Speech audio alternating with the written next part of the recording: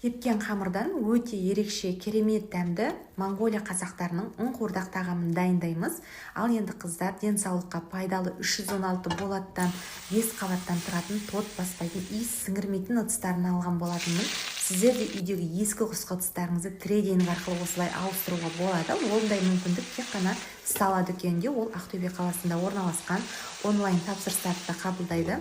Ал енді ұн-қуырдақтың етін үстінен пиязы мен тұзын салып араластырмай 5 минуттай қатты отта қуырғаннан кейін араластырып, баяу отты тағы да 30 минуттай бұқтырамыз.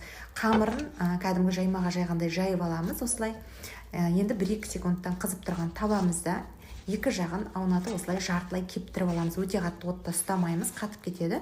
Тек қана жартылай осылай кептіреміз. Сонда біздің кеспеміз жартылай піседі. Дәл осылай жұқалап барлығын кесіп аламыз. Енді үстінен май құйып осылай барлығын толыққанды араластырамыз. Жаңағы, яғни бұқтырып тұрған етіміздің үстінен 1 кеседей су құйып, енді осы кеспелерімізді саламыз. Ешқандай араластырмаймыз, суды да құймаймыз. Қақпағын жауып, енді 7-8 минуттай бұқтырамыз. Тамағымыз дайын, жабыспай, осылай шашырап керемет болып шығады. Дәмінің өзі бір ерекше болып шығады. Міндетті түрде жасап көріңіздер. Ал енді осындай жабыспайтын, жыртылмайтын, езілмейтін осындай кестелі құймақтарды да осы Стала дүкенінен алған.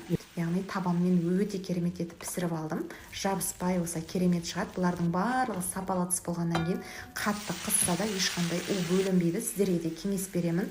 У бөлінетін ыдыстарды алғанша осындай денсаулыққа пайдалы таза болаттан жасалған 5 қабатты ыдыстарды алуға сіздерге де кеңес беремін.